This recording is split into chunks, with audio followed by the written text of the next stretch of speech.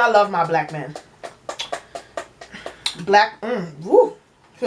I get goosebumps just thinking about it. Black men just do something for me because I...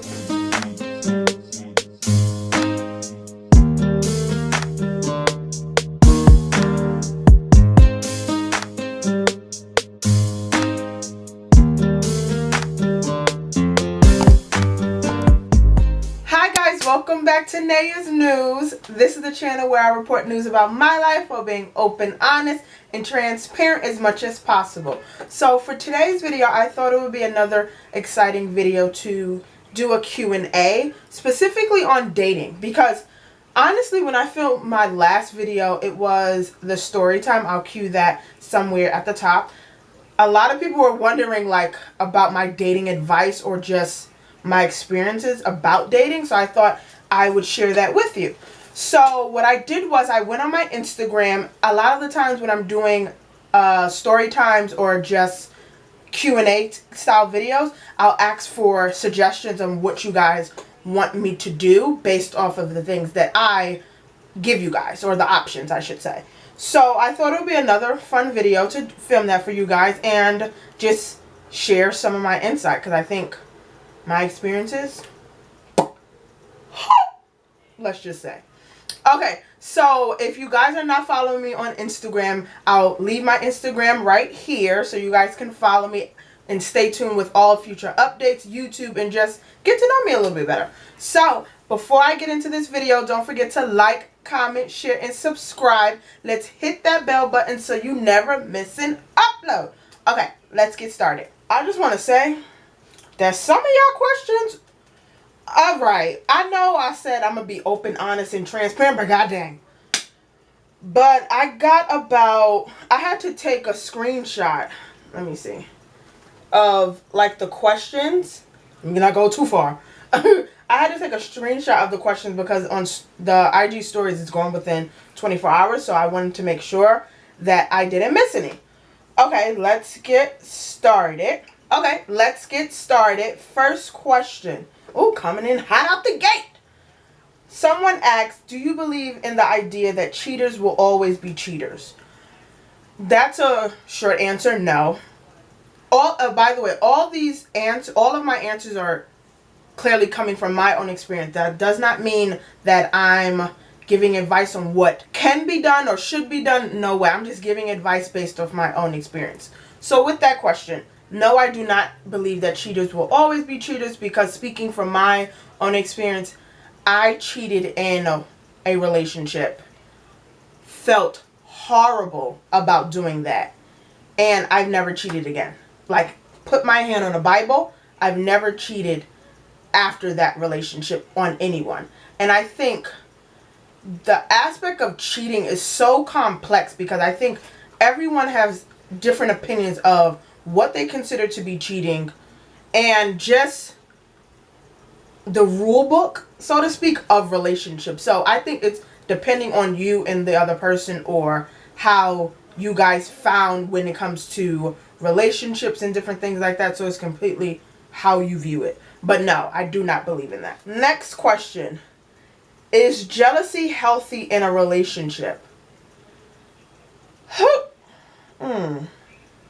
I'm going to say no. Only because from my experiences, what do you have to be jealous of? But I think with a bit of jealousy, I think that's a little hint of insecurity. And I think coming from my own experiences, I was jealous in relationships. And it wasn't the fact of my boyfriend at the times. I was concerned about them stepping out of the relationship. No, I just think another woman checking my man out is just like, calm down. But I don't think that's healthy, because I think jealousy can lead to arguments, fights, and just it's a domino effect of other things that I think if you're feeling, the only word that comes to mind is threatened, but that's not the word I want to use. If you're feeling leery, talk to your partner. And if you can't talk to your partner about that, then maybe that's not the person you should be dating. Just saying. Next question. Would you date someone from a different race? Would I date someone from a different race? I don't know. Only because I love my black men. Woo. I get goosebumps just thinking about it. Black men just do something for me because yeah, I don't think I would. That just answered that question. Black men is just the epitome of greatness. Like, that's just my own opinion. Other people can date outside their race and be completely comfortable and all that cliche, I don't see color. Get out of here. Black men, y'all it. Next question. How long do you wait until you make it official? Time is relative. And let me explain. Because I think you can be with someone for 2 months and things not work out. Or you can know someone for 7 years and it's amazing. And vice versa. So I think it depends on the connection between you and the other person. Let's just say you're going out on 5 dates, let's so to speak. At some point within the 6th or 7th date, I think you guys should be talking about whether or not you guys are going to be exclusive. Granted, it depends if you guys live close to each other, speak often, a lot of different factors in that. But in my experience, if we're dating or talking, let's just say for 3-4 months, and there's no conversation about, hey, what are we doing? Because my thing is, for me, I'm putting time into getting to know you. I'm putting time to get to see where this can go. And also, I think a lot of people go into relationships and just dating, not being truthful with themselves. Because they'll meet a guy or girl, no, I'm not looking for anything serious, or I'm just here for the vibes, or whatever the lingo is. And then feelings get involved, but just a couple of months ago you wasn't looking, or even friends with benefits. Like, if you're looking for friends with benefits and then one person, that's the always thing. This is off on a tangent, but one thing about friends with benefits, that always kind of rubbed me the wrong way, only because somebody is going to eventually start to get feelings. And I think once that gets to that point, everyone should amicably stop the relation, only because you guys are technically not dating. Technically, there was no conversation about being exclusive. You guys were literally here for the thrills. So I would say for me, in between like the 3 and 6 month mark, you need to be talking about, hey, I'm feeling you, this is what it is, or I'm not looking for a relationship and I understand that you are, and let's agree to just be friends. However the conversation is, but you ain't gonna be talking to me for no 6-7 months and I'm just your friend and we going out on dates, you bringing me around your friends, your family, and I'm just your friend. No. What are the top 3 qualities you look when dating someone? Only 3? I like to laugh. So sense of humor. I'm a hopeless romantic. I know y'all can't believe it, but I'm a hopeless romantic. I like the idea of being courting. And some people may think that's so traditional, so superficial. No. Hold the door for me. Like, I like flowers. Like, I like all the gushy stuff. So I would say sense of humor, romantic, and a gentleman. Yep, 3 things. Next question. What do you think of open relationships? I would never. Cancel, delete, Control-Alt-Delete, cut down your computer. I would never. And it's funny because I was having a conversation with a friend of a friend, and he was giving his perspective on open relationships, and I was just like, what? I think the idea of open relationships, it doesn't make sense to me. Only because you're technically not being exclusive, but you two agreed to just have relations with each other but can see other people. Like, huh? Like, excuse me for being old-fashioned, but that just does not, I'm getting tongue-tied talking about it. That doesn't make sense to me. So I would never be in an open relationship, and I can honestly, confidently say never. I know people say never, but never. It's just not my stilo. Next question. How do you suggest handling disagreements in a relationship? This might be so corny. I suggest having a safe word. Because, let me explain. In the heat of the moment, you might say things that you don't mean, something you may say may offend the other person and just hurt the other person's feelings. So if you feel like you're getting to the point of getting upset, and only you know you, if that makes sense, developing a safe word to where you both or either one of you say that safe word, the conversation stops and you revisit it at another point. Because for me, for example, I get into an argument with a boyfriend, or I get into an argument with my boyfriend, let's just say, and I'm getting upset. Me personally, I'm not the one where I get upset and we talk about it right then and there. I'm more so, I need to process. I'm a process person. I need to process it and internalize everything that happened, think about what happened, and then express myself. Because I also know how my mouth can be when it comes to me being upset. And I do not want to upset, offend, or disrespect someone that I love. So I like to process it. And having a safe word, I think it can be the most silliest safe word anyway. It doesn't have to be so serious. It can be pencil, cantaloupe, like something so like to where only you guys know what that means. And I think having a safe word kind of lets everyone know, okay, I'm gonna pause this argument and just revisit it at a later date. Next question. When is it a good time to meet the family of a person you're dating or in the talking stage with? In my experiences, I've met them within, I would say, like the first 6 months, honestly. Because prior to being in the talking stage, you guys are already getting to know each other. So there's like a phase where it's just you two.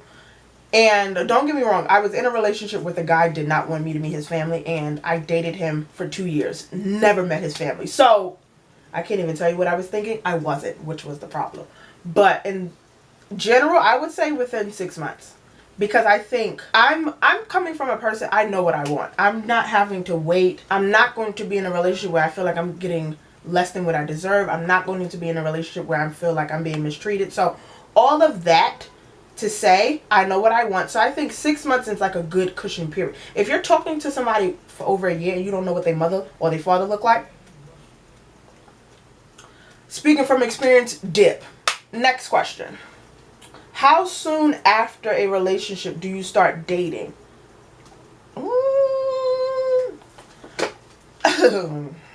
From my experiences, when I broke up with a guy or a guy broke up with me or the relationship didn't work out, whatever, I say, honestly, for me, it's been like 6 months to a year. Like, I started dating a guy 6 months after. I started dating a guy a year after.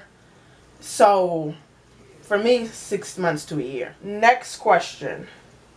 How do you get over an ex? I feel like, ooh, y'all coming in with the loaded questions. Like, for me, I think cutting off communication, because I feel like casually talking, being friends don't work. I think cutting off communication and redirecting the attention that you put into your relationship to yourself. Because let's just face it, when we get into a relationship, a part of you gets lost because now you're considering someone else's feelings and you're no longer thinking of yourself, because you have to give away a level of selfishness and relinquish that control of it being me.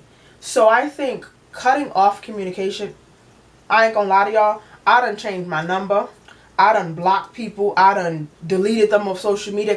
For me personally, cutting off all communication with an ex has been healthy for me, only because I go into the relationship giving it my all. So once it's done, like finito, we ain't getting back together, done, yeah, for what? What do I need to speak to you for? I wish you nothing but the best, but what do I need to speak to you for? That's just my opinion. Next question. Do you regret any of the relationships that you have been in? No, I don't. I do think, and I always say this, it's one relationship in particular when I was a teenager that I stayed in longer than I should have. And there were so many signs for me to, I don't know why I did it, but I don't regret any of them. I just think they were all a learning experience for me. Next question. I've Oh, this is a nice one. I've been talking to this guy online and I haven't met him. What should I do? Huh? He don't got FaceTime? He don't got WhatsApp? Google Hangout? Something? Like, video something? Okay. I know y'all heard of the show Catfish. I'm gonna just leave that there. I think if you guys are talking for 2-3 months, yeah, you guys exchange pictures, but it's pictures. But if you haven't video chatted him or something to where you guys are talking like on the phone, I think you should explore other options. Because I truly believe, and this is another cliche traditional saying, if a man wants you, he will pursue you. He will make sure that he is clear with his intentions of wanting you and continue to keep you when you guys are finally committed in a relationship. So if he's not making the effort to video chat you but always just want to send pictures, for me, I would throw the flag in and explore other options. Another question. How do you delete selfishness from a relationship? That's interesting because for me, I equate selfishness with narcissistic behavior only because there's a level of being selfish. It's like you. Everything is about you. So once you direct attention on to someone else, they lose control. And with narcissistic behavior, it's a lot of manipulation, a lot of guilt tripping, a lot of what can you do for me? And it's just, in a relationship, I think you have to, a relationship is a commitment, y'all. Like, people just be going into relationships just for the thrills and for the sake of having someone. No. You have to do a lot of soul searching, a lot of self-reflecting within yourself if you want to commit to someone, because time is precious and feelings are so delicate that you should not play with that. And I think people go into relationships for the sake of being in one, for the sake of their friend is in one, so let me be in one, or for the sake of not wanting to feel alone. I can't stress this enough.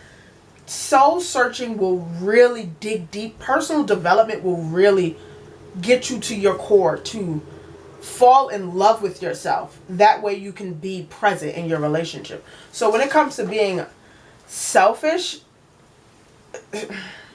you can't be in a relationship if someone is being selfish. Like, I don't know no other way to explain that, because if they're being selfish in the relationship and you guys are just dating, what's going to happen when you guys are married? What's going to happen when you guys have kids? What's going to happen when you guys buy a home together? Like, no, I'm good. Not for me. Next question. Do you believe in sex before marriage? What?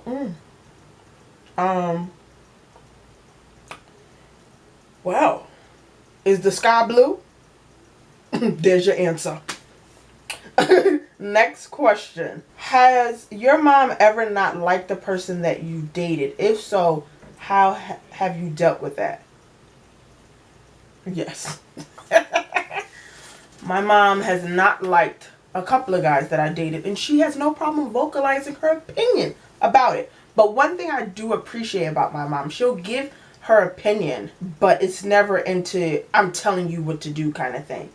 And my mom is good for kind of observing situations and giving her opinion on the back end. So I think for me, I take into consideration anything that my mom shares with me, but ultimately I have to figure it out on my own. So yes. Jewel, she has vocalized more often than not if she didn't like a guy I was dating. She has no problem keeping anything to herself. That's not her. Next question. Do you consider hooking up on the first date as easy? Do you consider hooking up on the first date as... No. And not getting my business all out there, but you can hook up with somebody on the first date or the first time you meet them and be together forever. You can wait 3-4 months, hook up with somebody, they drop you the next day. So again, time is relative. So I think you have to more so trust your intuition when it comes to whoever it is that you're talking to, and be secure in yourself that whatever happens, you'll be okay. Because remember, like I tell you, I'm a baddie. So you lose me, you're lost. Sorry. Last question. What is your love language? Oh, that's a nice one. What is my love language? I believe there's 5. Acts of service, words of affirmation, gift giving, physical touch, quality time. So for me, I honestly, if I had to rank them, I would say first is acts of service, then it's quality time, then it's physical touch, gift giving, words of affirmation, I think. But definitely I feel like acts of service is my like top one, because I have a bad habit of not asking for help when I need it. So if you see me doing something that I need help with and you offer, I love you. Like, that's, yeah, if I had to rank them, I would honestly say that that would be my first kind of like ranking order. Definitely acts of service. So that wraps up for today's video, guys. You guys really showed out with the questions. I love doing videos like this because it gives you guys a different side of me, and I get to share different things that I probably wouldn't share on a daily basis if I wasn't asked. So thank you guys so much for the questions. And again, I'll leave my Instagram right here so you guys can follow me when I'm doing different questions or different story ideas for YouTube. I love chatting with you guys. But before I go, you know I gotta give a shout out. A shout out. A shout out. Do. Let's go to the comments. Hey, let's go to the comments. Hey, let's go. Let's go to the comments. Let's go to the comments. Let's go. Okay. Boom. Shout out goes to Tam TV. Shout out to you, sis. Thank you for the constant love and support. And if you would like a shout out in one of my future videos, comment down below. Like, comment, share, and subscribe. And I'll see you guys in my next one. Bye, guys.